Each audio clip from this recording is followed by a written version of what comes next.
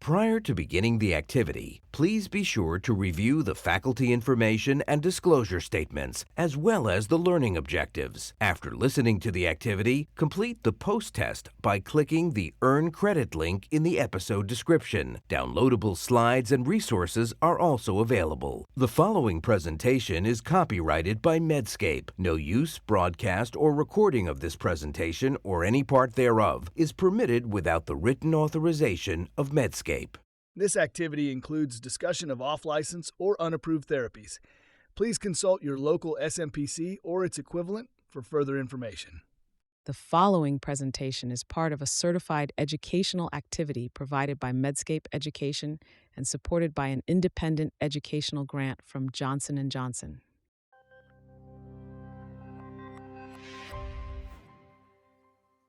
Welcome, everyone, to an exciting presentation when monotherapy fails in depression. I'm Sagar Parikh. I'm a psychiatrist at the University of Michigan, and I'm your chair of this event. So let me tell you what you are in for today. We have a distinguished faculty with us, and we're going to begin with just running through who we have. So from nursing, we have Dr. Denise Vanacore Chase. From primary care, we have Dr. Charles Vega. And what's really special is that we have someone with lived experience, Natalie Smith, who's going to give us the real deal on what it's like to deal with depression and its residual symptoms. So what's our agenda look like? We're going to look at the issue and frame it in terms of inadequate response and the challenge of residual symptoms. We're then going to go to the more exciting area of what is happening to the landscape of depression. What kinds of new treatments are there? After having done that, we'll come back for a panel discussion with some really practical tips on improving patient management. And finally, we'll conclude with some ideas on how to do collaborative treatment more effectively. So why don't we begin now with Dr. Vega and Ms. Natalie Smith telling us a little bit more about the challenges of response and residual symptoms. Thanks so much, Sager, for getting us through the introductions here, and really excited to present this. This is something that's really important in my practice. I work in the biggest safety net clinic in Orange County, California. I've done so for decades. So depression is something we should all be screening for in primary care and treating. Basically speaking, that when we start treatment for depression, there's about a quarter of folks who are just going to have a non-response. Many of those folks are also going to have side effects. A response is really what the minimum I'm looking for overall. That's a greater 50% improvement in symptoms. And then the goal is remission. But remission is really quite challenging for the ways I'm going to describe to you now. So we know that only about 20 to 30% of folks who have depression experience remissions. Many times we might need to do some different interventions to try to get them to goal. And the other problem that can occur is even when patients might numerically say we're doing measurement-based care or following their PHQ-9 scores or whatever scale you might use, unfortunately, many of them are still having residual symptoms that are holding them back from that full function because I want to improve their symptoms, but I'm also very interested in their function overall. And unfortunately, when we don't get them to goal of remission, when they have residual symptoms, we see problems like longer episodes, increased risk of relapse and impairments in work and overall quality of life. So this is something we all want to work together with our patients to try to achieve. And so what are the residual symptoms? It really is almost the rule rather than the exception. When you look at rates of residual symptoms, we're talking about a lot of issues around sleep, a lot of issues around concentration, and anhedonia or loss of pleasure in normal activities. Those are the three main areas I see residual symptoms. So these are things that continue to bother patients and unfortunately may hold them back from achieving that full remission and more importantly, that full quality of life that they want. So with that, I'm going to bring in Natalie. And Natalie, maybe you could just start by telling us a little bit about your journey with depression. And again, thank you for being so open about this and for being here to share your story. Sure. Hi. So I was diagnosed with depression in my early 20s, but had been experiencing depression since at least end of middle school, early high school.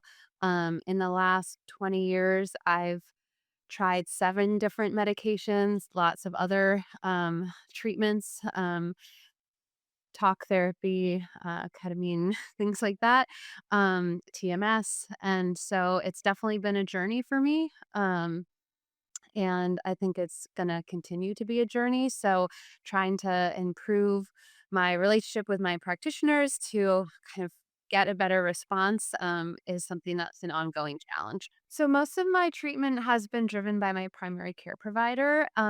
So, my experience with residual symptoms, kind of above and beyond my just, depression, is around sleep and anhedonia and effects on cognition. And I'm aware of those residual symptoms and their impact on me, but those conversations haven't always come up. It's kind of been more conversations about, this medication didn't work, let's move to another. Um, so, for example, with my sleep, when I'm in a particularly low period or having a particularly bad depressive episode or in times of high stress, my insomnia gets a lot worse. And because it results in less sleep, it exacerbates the fatigue I kind of already experienced with my depression, which activates a lot of self criticism and judgment that I struggle with. So it becomes a bit of a vicious cycle. Um, and that sleep deprivation then also makes me feel less resilient to events and stressors that can exacerbate my depression. But that kind of conversation, at least in my experience, hasn't always come up in talking through what my depression looks like kind of on a day-to-day lived basis.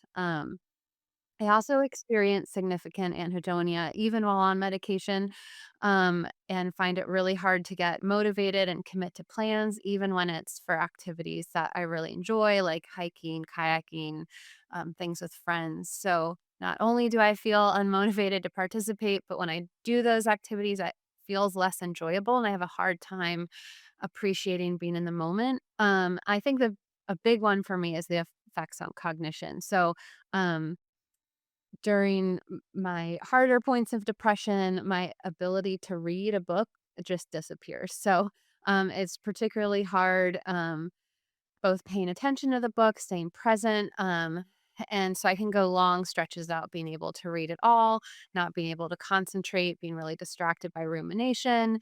Um, and that kind of is related to just feeling generally pretty forgetful, blanking on words, forgetting important dates, um, and that brain fog. But I think, those residual symptoms really impact my perception of whether treatment is helping. And I think kind of more discussion around them would be a great thing. Well, that's just an incredible summary, and thanks for all your resilience in trying to continue to have these productive conversations. And patients should certainly be empowered to talk about their symptoms, all of them, including the residual symptoms that aren't treated with depression. And on the clinician side, I always try to anticipate just getting the patient's story, even from that first visit. I only have 20 minutes, but I'm still thinking to myself, well, anxiety is really prominent here. Or I'm hearing difficulty concentrating at work, or I'm hearing really difficult sleep, and I'm going to target my treatment. So we have to stay flexible and not always just do one routine thing, but we can actually do one thing now and maybe start with two treatments and then maybe think about, okay, and if next time this isn't working, and I'll actually usually put this in my note usually, here's what we should consider as the next option. I always try to think a couple steps ahead in chronic care. Depression is really no different. Same thing with hypertension and diabetes and other treatments and disease states I see.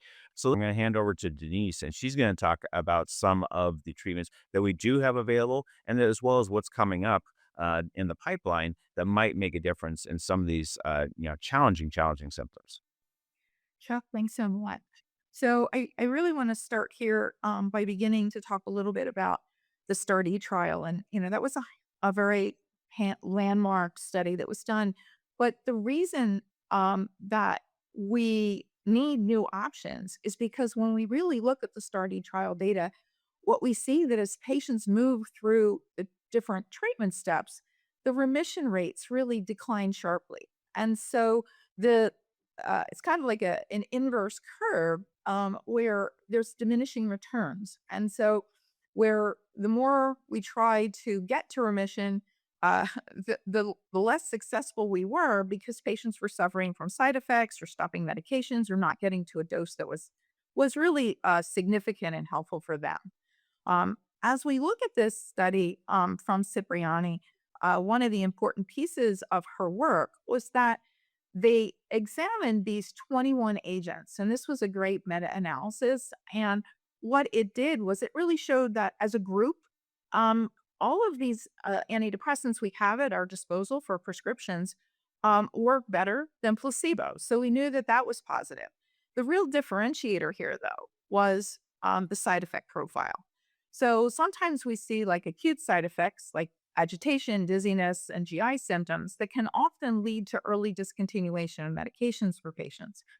And then we have what we call the more long lasting or long term types of side effects that are your more chronic side effects, like sleep disturbances, weight gain. Sometimes sexual dysfunction comes a little bit after a patient's been dosed up on a medication. Cognitive impairment are more of the long term side effects that can really impact a patient's quality of life. And that's a key piece to treating major depressive disorders. As we move on to this next slide, this really is illustrates a very dense therapeutic cluster in the center. And when we plot the efficacy of this medication against the acceptability, which is discontinuation rates, most of the medications did cluster together, which again showed us a very narrow therapeutic window, as well as finding the right balance between a drug that will work and efficacy and one that patients can tolerate and accept. And this still remains, I think, a primary challenge in major depressive disorder, and a little bit about what Natalie was experiencing and Chuck was discussing. So it really does highlight the need for medications with other mechanisms of actions that we can use to help move the needle a little bit when it comes to medications. And so as we move into some new MDD treatments that we're seeing, we're looking at novel mechanisms of action like glutamate and GABA. And so from this slide, you can see that a combination of dextromethorphan and bupropion is one option and ketamine is another. And then we have some GABA ones that are the brexanolone and zuranolone. And then we have a whole group of psychedelics. And these are still under investigation, but showing promise and showing options that we will have for use in adjunctive therapy for major depressive disorder. But one other option that I really want to spend some time talking about is the idea of adding an antipsychotic to as an adjunctive therapy to a antidepressant. And so for patients with inadequate response to their first antidepressant, adding a atypical, it's been a really proven strategy. And so evidence does show that these are highly effective and helps better than continuing the monotherapy. And if you remember back to that moment we talked about in the STAR-D trial, these can actually change that curve. So clinical trials have really shown that the drugs listed on the slides, the aripiprazole, the quetiapine extended release, brexpiprazole, cariprazine, and lumateperone, all are excellent adjunctive agents that can be added to current pharmacology that we're using with the patient with MDD. Um, as we look at this slide, we note that they don't all work the same way. So each one of these has a slightly different mechanism of action. While most target D2 as well as 5-HT2A, they also have different levels of affinity. One of the interesting things here is that lumateperone is really unique because of its affinity for the 5-HT2A receptor, and it's 60 times greater than its affinity for D2, which might contribute to its specific efficacy as well as its safety profile. So, as we continue to look at lumateperone, this is one of the phase 3 clinical trials that was shown for lumateperone. It was 501A, and it showed that that medication at 42 milligrams really demonstrated robust results when it came to the primary endpoint with the MADRS score. As we look at the next study, this was the 502 study that was done in the phase 3 trials.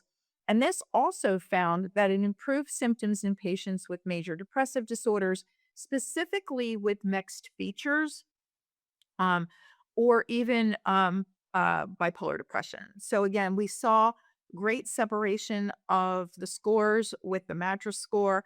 As we head on to this next slide, we're looking at the number needed to treat, and we see how these agents all compare in clinical utility. But the important piece here is that unlike relative risk, the number needed to treat reflects really world impact and clinical impact that we see as providers. And it's essential for balancing the benefits and harms. And if we look at, we see that lumateperone scored a 6. And so that's clinically significant as we look at the importance of these adjuvant therapies.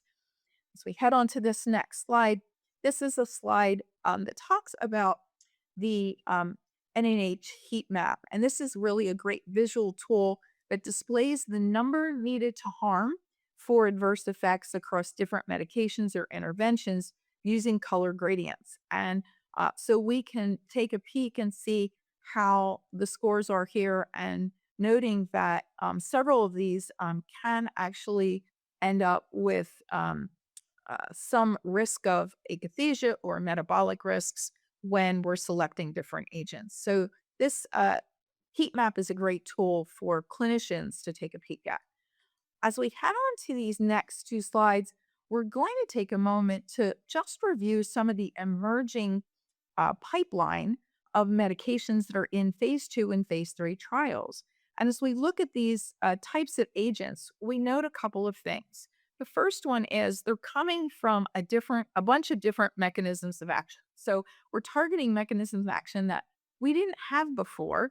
And so we're looking at these new medications to target these different mechanisms of action so that we can see different types of adjuvant therapies that might have either need a faster onset, they might have a shorter treatment dose, they might reduce chronic daily dosing. And so this pipeline is really important as we head towards that endpoint of seeing different strategies for depression, major depressive disorder treatment. And with that, I'm going to turn it back to Dr. Parikh. Well, we've had a whirlwind tour of what to do. We've looked at some of the evidence around atypical antipsychotics. We got a glimpse of the future, but we need to come back to earth now and get some practical tips on patient management.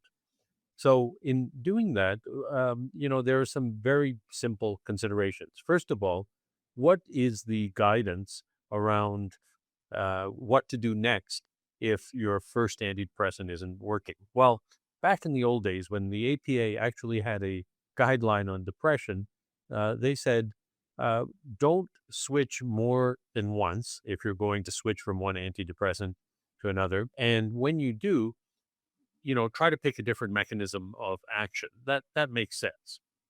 More recently, the CanMed guidelines have said, here's the landscape for just your inadequate response. You can optimize the dosing, but in reality, that doesn't work that effectively. You can switch medications, of course, and you can use an adjunct treatment. You're going to use the past experience of the person. If they've had lots of side effects, you're probably going to switch. If they've done some benefit from the current treatment, maybe you'll build on that by adding an adjunct treatment. So making the right decision is not based only on one thing. It's not based just on a few studies. It's not just based on my or your clinical opinion. It also incorporates the person's experience, that is the patient's experience, and their values. Like, you could ask, are there any side effects that are deal breakers? And use that piece of information to guide your medication choice. So here is the list from the CanMed guidelines of the first line and second line adjunct treatments. There are only two here that are in the first line: aripiprazole, and particularly low dose, 2 to 5 milligrams is ideal, or brexpiprazole, again lower dose, 0.1 to 1 milligram. 0.5 milligrams to 1 milligram is ideal. And then there are a number of other agents that have pretty good evidence, but because of availability or cost, they are second line treatments. So the question for the panel is, we have a new kid on the block, lumateperone. Where does this fit into these recommendations? The CanMed guidelines were based on data published through 2023. Lumateperone, as an approved treatment as an adjunct, came later. So, Denise, where do you think lumateperone might fit into these? I think based on what we've already talked about, lumateperone has a good safety profile. The number to treat was low. And so definitely think that, and the phase 3 clinical data that we talked about in the 501 and 502 studies really lend um, lumateperone as a positive agent. It can be added to monotherapy, antidepressant therapy in order to help with residual symptoms. So I do think that this is definitely a positive for us in actually providing additional treatment options for patients. So, Natalie, I'm actually going to come to you next. And so, what's your perspective? Here's the new kid on the block.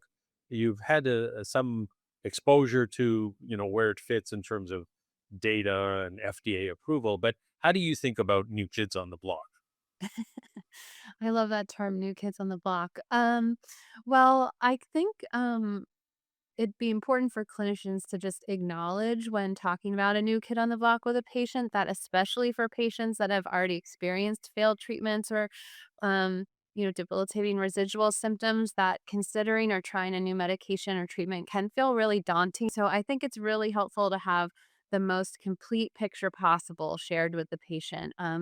Both the scientific evidence, including any potential side effects, and also how long the onset of action is, so that a patient has a really realistic expectation of, when this might start to um, change their reality that they're in. I love that Dr. Vega mentioned earlier having a plan for next steps. So I think it's also really helpful when talking about a new medication or new kid on the block to talk in advance about strategies if things arise, so that there can be a plan already in place for swift intervention. Because I know firsthand that in the moment, if you're experiencing a distressing side effect or aren't feeling a response, you may give up on a medication that could help if you had given it more time or if you had more support or more open communication. Thank you. And just before Chuck, I give you a chance, I just wanted to say I'm using this term new kid on the block, but actually the approval for depression adjunct is new, but as a medication for schizophrenia and for bipolar disorder, we are familiar with this medication. Chuck, any thoughts?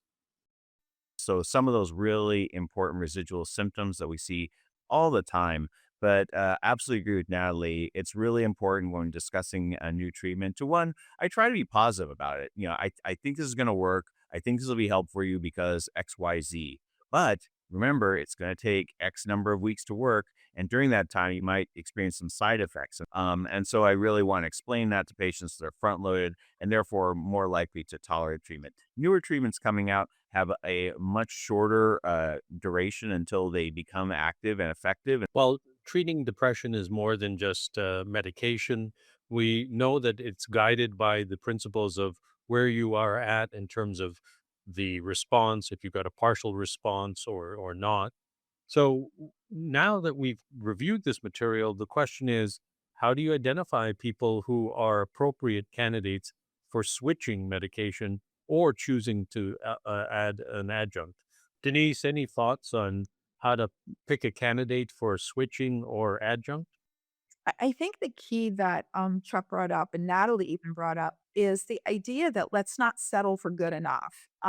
Let's not settle when the patient says, "Yes, I'm better." Wait for the but. Because generally, yeah, we might have gotten some good response from their antidepressant, but they're not quite to where they want to be, or they're still, they're still feeling like there's just a piece of that is not the way they want their life to be. So let's really look for that fact that they're not it good enough. And then I do think we have to look at all the options. We want to make sure that we're breaking down barriers for patients, not putting them up. and we want to make sure they have options for other things that they want to do.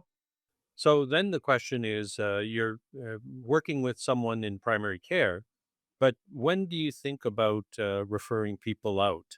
So, Chuck, Certainly patients who present with complicated depression when it's very severe, so especially with suicidality, when it's when I'm not heck, when I'm not sure of my diagnosis, when I've got a PHQ-9 is positive but also a mood disorders questionnaire, another screener for bipolar disorder, which puts the diagnosis in question. I'm going to be much more likely to refer, and then getting a good history depression, probably more than any other chronic condition I treat, passes prologue. So if they tell me they failed 3 treatments, I talk about how long did you try it, why did it fail you, and they don't want to do talk therapy, etc. The more I feel boxed in, we might need some more advanced therapy, and so I'm going to refer right away. Again, that's kind of seeing that. And I think when I do that, though, I will recommend treatment. I'm listening to the mechanisms. You tried 2 SSRIs, and then you tried an SNRI. We haven't tried bupropion yet. Maybe that might be something we can put now on board because I feel it's underused and it is often effective. But I'm also going to make that referral again, thinking ahead in case this one doesn't work. Now you can present to a mental health specialist with, "Hey, here's the 4 drugs I failed. You're really going to be looking elsewhere at that point." well, Chuck, you've summarized the clinician's dilemma, but Natalie, when do you want someone to refer you out? Sure. I think it really depends on your relationship with your primary care and their kind of confidence or comfort level in prescribing. So I think I may not have the most typical experience, but my experience has been that my primary care team is not very comfortable in having those conversations or very experienced in kind of navigating all of the different options. So in that case, I would prefer quicker, sooner referral to someone who can kind of navigate the more complex cases that aren't as cut and dry. I totally take ownership of the fact that I am a sensitive baby with lots of side effects. But that means that I might be a little more challenging for, a clinician that isn't, used to having to deal with a patient that's already tried 7 different meds. So I would probably err on the side of sooner rather than later. Just I also think more perspectives is always helpful. You know, treating depression is often a team sport. There may be a clinician who prescribes medication, there may be a therapist, there may be a peer support worker, there may be other people. I'm just curious, how do we all think we do at maintaining communication to have continuity of care? Any thoughts about this issue? Sure. So, I work in both primary care and psych mental health care. So, we try to make sure that we're communicating quite a bit through either the use of the portal, the EMR, to make sure that one, the patient knows that we're communicating, two, that we are also communicating between clinicians. So, if a recommendation from the psychotherapist was made to primary care or to psych, that everyone's on the same page. So, I think the more communication we can put in place about this is much better for for continuity care for the patient. The patient should never feel abandoned, and I think that's the key moment to think about when we think about team collaboration. Any perspective, Natalie, on how you've seen your providers talk? Do they communicate? Should they communicate?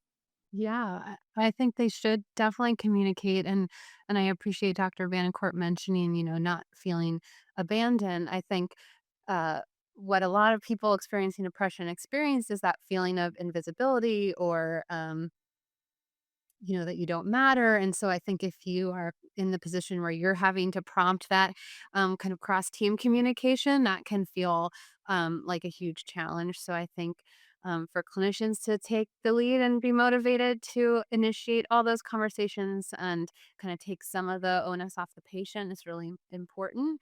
Um, I will also say, as your kind of rap list gets longer with the meds you've tried or things that haven't gone well. It can also feel overwhelming for a patient to be kind of the sole holder of that information, the timeline, the what worked, what didn't, how long did you try it for? And I think some sort of hand holding, whether it's, your talk therapist or your primary care, someone doing that hand holding to get that information in a place that the team can access easily so that the patient isn't having to rehash that, especially when you're having that forgetfulness and those cognition issues.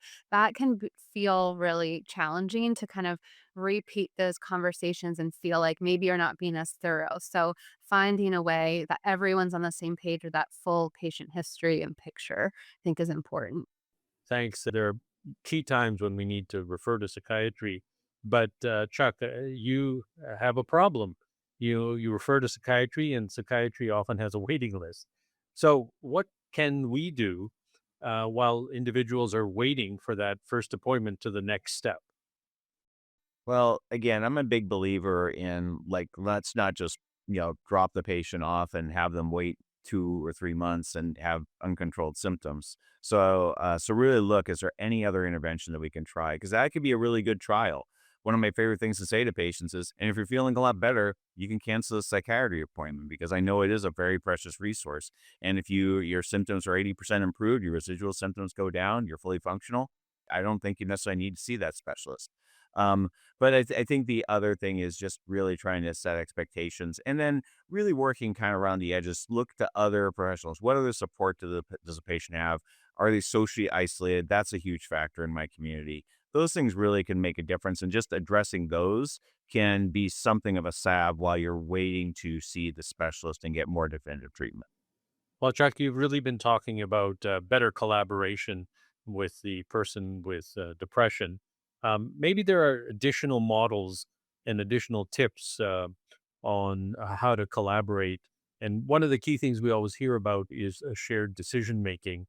The start of the conversation for me is oftentimes getting a good history, of course, not just looking at depression and the PHQ-9 score, but, associated mental health symptoms, sleep, their health habits. All those things are really important. And then just having a really basic conversation. We've got talk therapy, we've got pharmacotherapy, and we've got both of those things. That's usually where I start the conversation in the undifferentiated patient who has not previously tried treatment. So it really starts with a shared decision making model from the get go.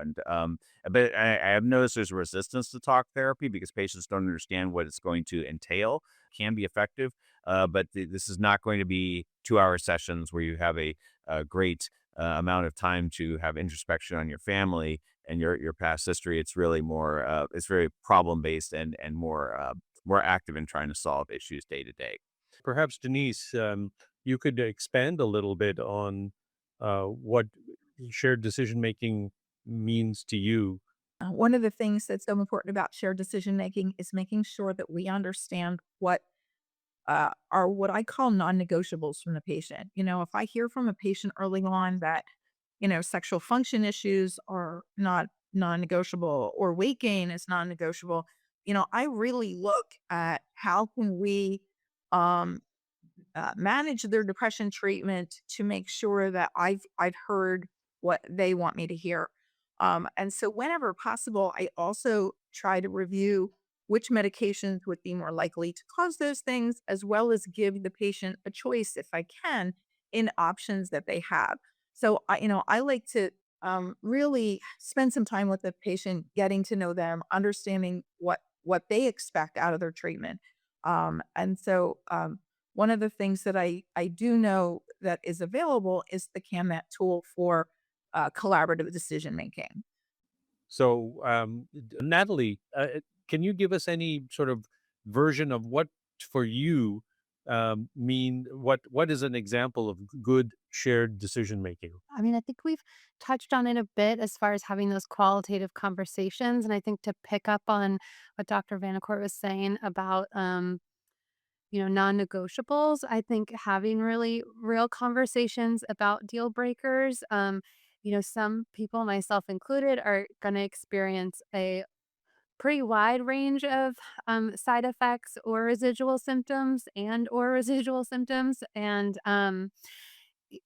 think spending some time prioritizing and ranking those concerns to kind of tease out those deal breakers is really important. So, for example, my kind of unacceptable side effect is nausea and GI upset. I know that being an active person outdoors is what really helps manage my depression in ways that medication doesn't. And so that nausea takes away that that activity for me. So that's a deal breaker for me. So I think a conversation that focused on, that is a side effect I cannot handle, but I am willing to um, you know, have to deal with some more insomnia or some other issue, some weight gain is fine. So I think having that level of communication, so that there is a better way to kind of prioritize and make a plan if it doesn't go as expected. Thank you, Natalie.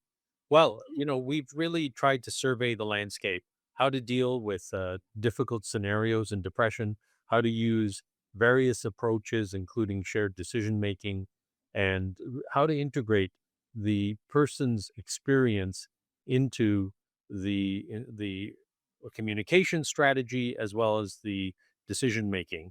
So I'd like to really thank first and foremost Natalie for sharing her story, and I'd like to thank Chuck and Denise for sharing the difficulties in primary care settings of dealing with uh, depression that hasn't responded to an initial treatment. Thank you for participating in this activity, and we have a number of links here to helpful resources.